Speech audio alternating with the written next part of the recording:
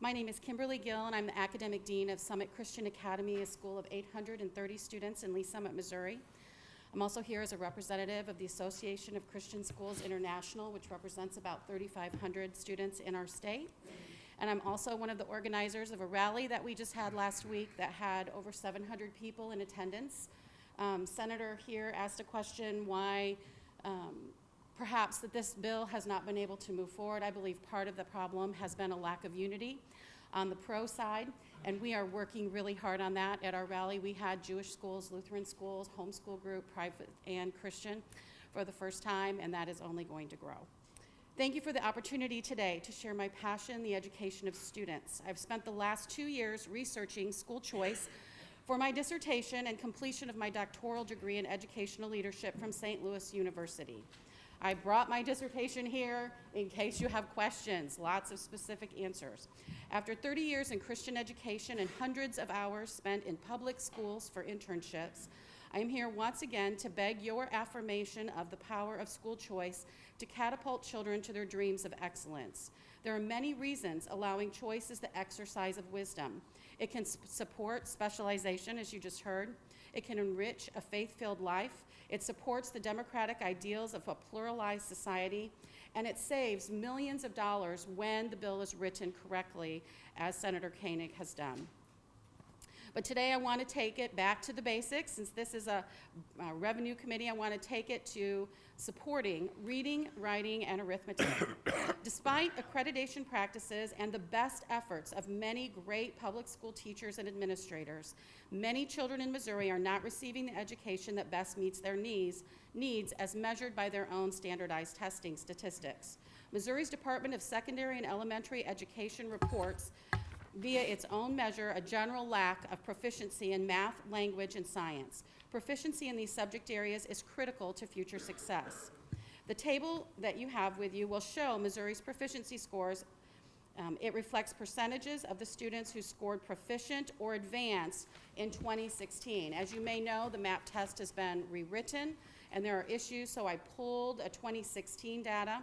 If you look, just for the sake of time today, ELA, in the 8th grade, only 59.2% of Missouri students were proficient. In math, only 40.3% of students are proficient. In science, 47.8%. In 2017, only 36% of Missouri graduates were shown as being proficient according to all state benchmarks. If we feel our public school is getting it done, we are kidding ourselves. Our Department of Education reports by district. It does not report by school. This is highly problematic. Most states are not doing that anymore. We are allowing it to happen. Again, I do not want this bill to be an anti-public school bill. This is an opportunity to engage and support one another. Unfortunately, the state of Missouri is not yet serving its school-aged children in this regard. I applaud those who have gone before and exercised their efforts. The senator here was asking about the history of the bill. In 2014, the state legislature approved a program that would allow students in unaccredited public schools the opportunity to use their public fund to attend a private option. If you had any idea how hard it was to be unaccredited, it is shocking that we allow students to remain. Unfortunately, although that bill passed both houses, it was vetoed by then Governor Jay Nixon. In 2016, the House and Senate Education and Jobs Committee passed a tax credit education savings account program for students with special needs. It failed to pass again. Last session, Senate Bill 313, supporting tax credit education savings account, but a filibuster prevented it from going to vote. In Missouri, most students are relegated to schools based on their zip code. Today, children throughout Missouri go to school in an outdated system that locks parents and children in a predetermined path for their future based on where they live.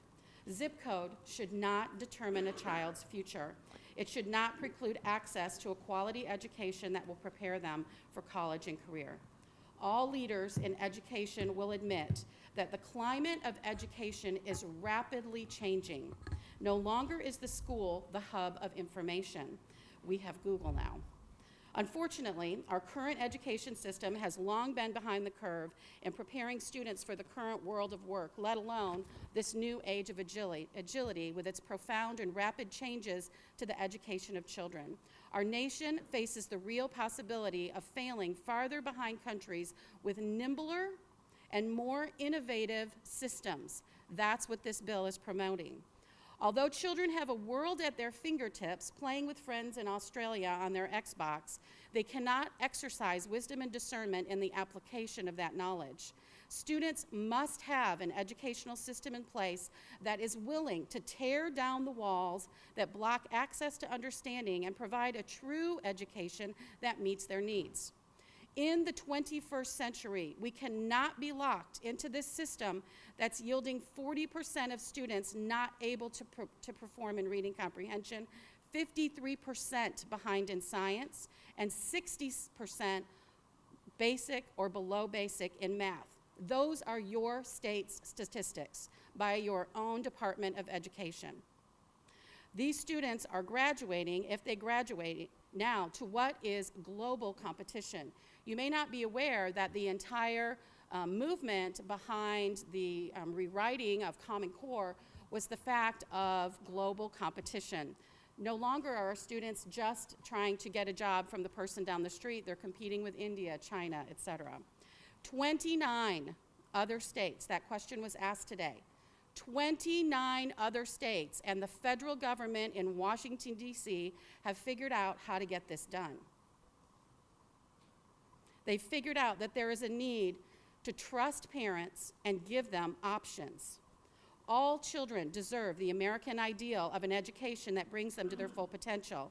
The first thing to know is that school choice is not partisan, it is not political. It isn't about a specific set of policy goals either. Rather, it's about parents being able to make decisions for their children. Senators, we all acknowledge that this legislation is about power. As such, it is fraught with fear. Fear of job loss, fear of public acknowledgement that the current system is lacking, fear of losing an educational melting pot, and for some, fear of both an impoverished and middle class rising on the wings of an education to assert opinion. Please look past your fears to 20 years of data that we have now on school choice. The data shows that competition of other schools forces everyone to get better. The data shows more students are now graduating in those states. The data shows parents and students are happier. If you at all acknowledge that you are responsible for providing the best education possible, you must open the doors for your legislative children. You must refuse to allow another year to go by where a child is trapped in a failing school. You must say, my daughter can't multiply, I want her out of that building, and this legislative mom, this legislative dad is going to make that possible. My heart would be that you join with mine and say, no longer on my watch. I know this will be hard in our rural state that loves its Friday night football. That's okay. Do hard things. When the smoke clears, we'll be playing football with kids that have a much brighter future in front of them. Thank you.